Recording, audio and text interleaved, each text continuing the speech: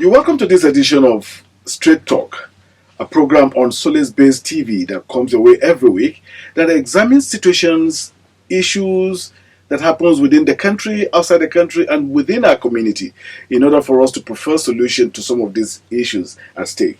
My name is Abdul Latif Abubakar Jos, and today I'm in the studio together with Engineer Dr. Ibrahim Aikawa, the chairman of Coalition of Stakeholders on Education in Kano, and former zonal treasurer, Academic Staff Union of Polytechnics, former chairman of Academic Staff Union of Polytechnics Kano State Chapter, and the chief lecturer with Kano State Polytechnic. Thank you very much for honoring our invitation, Doctor. Thank you very much, Ablatif. So going straight into issue. Okay. A couple of days ago, you had a press conference whereby you were defending, or rather explaining, the reason behind the planned demolition of structures behind Kano State Polytechnic, area that is called Salanta. So maybe I should put it more in proper perspective. Yeah, not behind Kano State Polytechnic. Okay. Structures that are erected in Kano State Polytechnic. That's in the School of Management and some part of Kano Legal and Islamic Studies. So what is the reason for justifying the cost of the state government? And in the move to demolish the structure, because the structures as we speak presently, most of the structures have been marked for demolition, because the government said it's trying to reclaim the land back for the school so that they can use it for the original intention of earmarking that place. So what is your take on that? That is before going into that. Let me just historically look back. Okay. At when Kano State Polytechnic was established. Okay.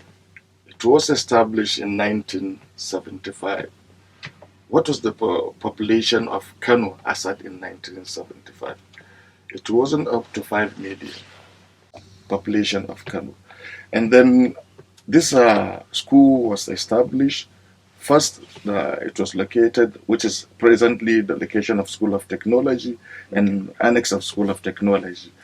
Now, those that have thought of expanding, because as you move in day by day, the population of Kano is always increasing.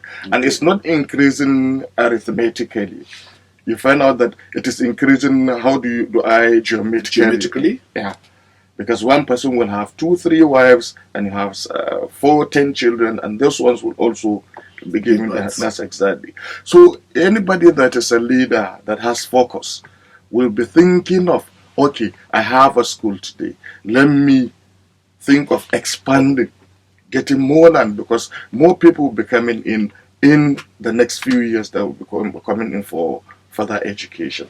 That is what. So that is why this school is located at Salanta area. That is one. If you look at that is under Gwale local government. Under Gwale local government. Look at BUK Old Campus, that is just opposite some part of the school, along Lorai Road. You find that all side, BUK was established, I think, around 1962 also.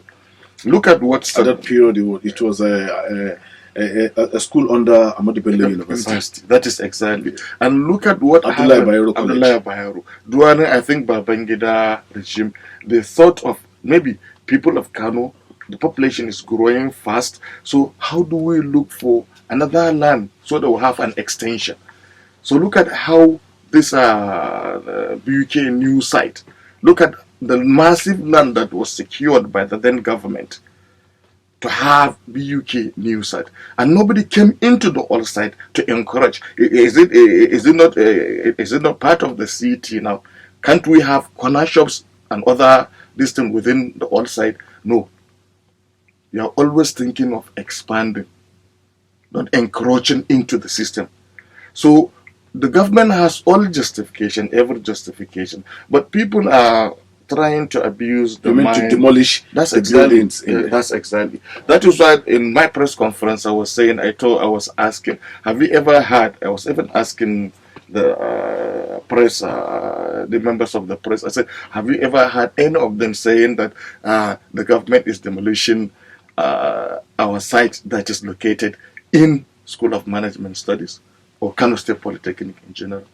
They always say that the government is demolition is being carried out in Salanta, just to take away the minds of people that a school is. Well, Dr. Aikawa, as Yes, we speak right now, Yes, sir. the areas in which we're talking about that the state government plans to demolish has been fenced, demarcated from the premises of the school. Let me just cite an example for you. And it was allotted by a previous government. Allotted, but you can't take a public, go to the Land Use Act. You can't take something that is public and give it to individual for private use. Okay. That is what, if one government makes a mistake, another government can come in and correct the mistakes. So at the expense of who? Hmm? At the expense of who? Of those that that followed the crew. That's why The law is not retrogressive. Mm-hmm. The law is always progressive. That's because exactly. What That's the law exactly. is all about is the law is meant to protect all of us. That's exactly. So in this situation, it was the previous government that gave the land, that allotted the land, Mm-hmm. and as we speak now, even most of them display their certificate of occupancy, Mm-hmm. their building permit by Kanubda, Mm-hmm. the certificate of occupancy signed by the previous state governor, and Mm-hmm. what have you. So when you look at all this, don't you think that they are not supposed to be at the receiving end? Maybe I should put it more properly. Okay. An individual, even without encroaching into the school's premises, that is public schools land, an individual that has a land to himself with every certificate and what have you. And now the land is going to be used for the public. What do you think? If the government tell him that we are going to use this land for public use, No, going by the Land Use Act, Exactly. the governor has a right over every land. That is exactly. Then now think understand. you have two. What we are two. That they have already entered into public schools, which is that the land is going to be has been used, not is even going to be used by the public as a school. Looking at the importance of education, do you think residential area is far much better than an educational area? Let me give you an example. When somebody one of my colleagues, she's a junior colleague that complained to me that this land that we are given, and then somebody built, I don't know which one of the houses that he built around the area. She said when she's having classes, this guy will own his generator. And then the generator will be disturbing her class, and there's nothing she could do about it. Because he is given a house to disturb our educational activities. Have you gotten what I mean by that? And then when you have a school environment, it has to be conducive. It has to be. Dr. Aikawa, Dr. Aikawa, Yes, sir. you were lecturing in that same school when Yes, sir. that place was allotted years back. Yes, yeah. So if we look at it, you saw what was happening there, and you people didn't say anything. You people never complained about it. No. Okay. No. Even I was during the press conference, I was even telling the press